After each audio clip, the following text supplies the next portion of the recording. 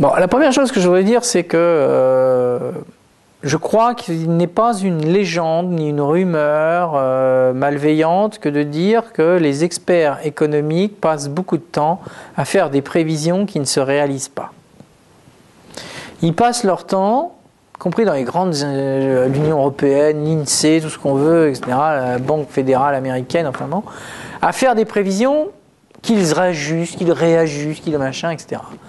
Autrement dit, ils ont une espèce de boule de cristal, ils essayent de rien, puis ils passent leur temps à ajuster, à faire des trucs.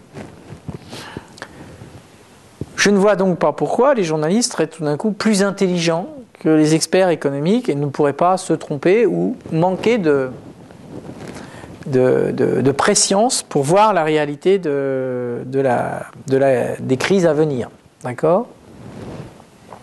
Je pense qu'on ne peut pas demander aux journalistes, fussent-ils spécialistes de journalisme économique, d'être plus brillants, meilleurs prévisionnistes que les experts eux-mêmes.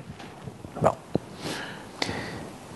Ceci étant dit, le ressenti que j'ai, qui est documenté, là aussi, on voit des choses, hein, on lit, il y a des études, c'est que quand même, il y a une forme de biais dans le journalisme économique ou dans les grands médias d'information, j'ai bien dit les grands médias généralistes, hein, on voit bien que si vous êtes journaliste économique, vous êtes plutôt un tenant du libéralisme, vous n'êtes pas tellement étatiste, vous n'êtes pas tellement pour le contrôle par l'État, etc.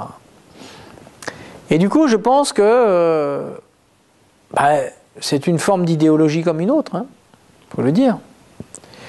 Et donc je pense que une partie des journalistes économiques sont aveuglés. Ils sont aveuglés par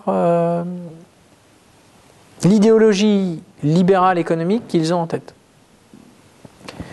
Et que ce n'est pas le meilleur moyen de voir une crise arriver, dès lors que c'est une crise qui n'est pas qu'une crise conjoncturelle, je ne sais pas quoi, baisse de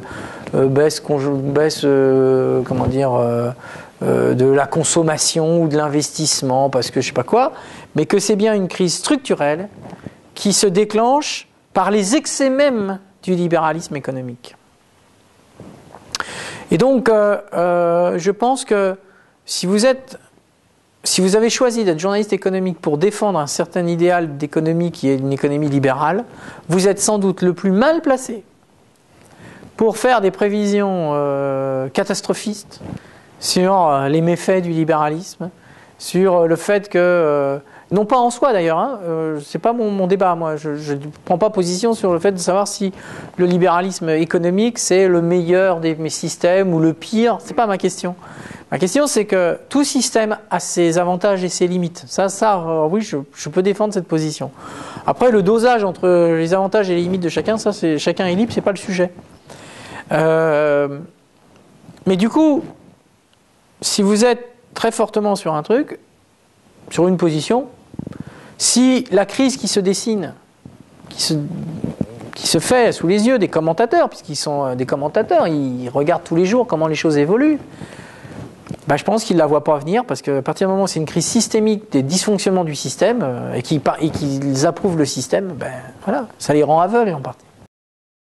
Une fois que la crise arrive, les journalistes économiques, même ceux libéraux, voilà, essayent d'analyser, de fournir des clés de lecture, d'interprétation des raisons de la crise. Je ne pense pas, par exemple, qu'il y ait une sorte de censure sur « surtout ne parlons pas de la crise ». Hein. En revanche, là où il y a un vrai débat, c'est que j'ai vu jusqu'à présent peu de journalistes économiques faire une espèce de subite conversion et de se dire « Oh, on s'est tout trompé, qu'est-ce qu'on a été pas bon, mais non, en fait, effectivement, les libéralismes, là, il y a beaucoup d'excès, etc.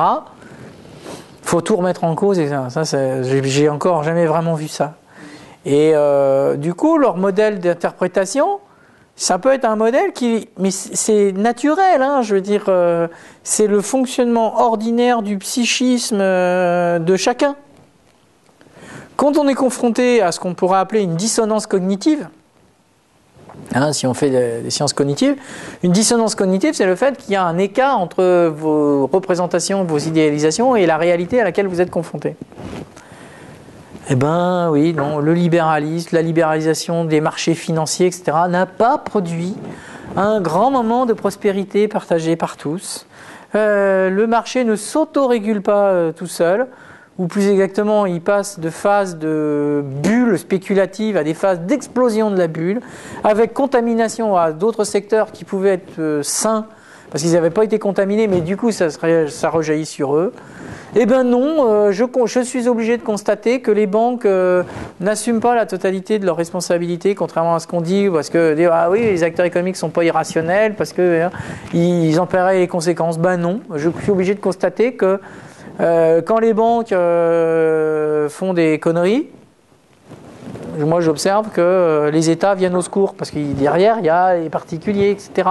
Donc les banques savent qu'elles ont un espèce de moyen de pression terrible sur les États pour que l'État intervienne, vienne les sauver. Donc ils peuvent être totalement irrationnels puisqu'ils savent que derrière ils sont couverts. Donc voilà, je pense que voilà, je dis ça, c'est sans idéologie aucune. J'essaye d'être dans le constat le plus froid et clinique. Quand vous êtes confronté à ça, comme souvent dans des situations donc, de dissonance cognitive, où vous n'avez pas 36 solutions, ou bien vous changez votre cadre représentatif. Ah oui, non, c'est vrai. Et vous, humblement, vous dites, je me suis trompé. Voilà, je suis obligé de changer mes représentations mentales, je suis obligé de changer de paradigme parce que je m'aperçois que c'est très rare. Ça demande beaucoup d'humilité, ça demande beaucoup de disponibilité intellectuelle et psychologique pour accepter l'idée que on repart à zéro, qu'on s'était trompé. C'est pas facile. Donc la plupart du temps, psychiquement, comment on fonctionne? On essaye de réduire cette dissonance cognitive en interprétant les faits dans le sens qui continue à... Voilà. Ça a merdé? Les crises... Mais c'est parce qu'on n'est pas assez libéraux. Il faut encore libéraliser plus le marché du travail. Il faut en faire plus. C'est parce qu'on ne l'a pas été assez.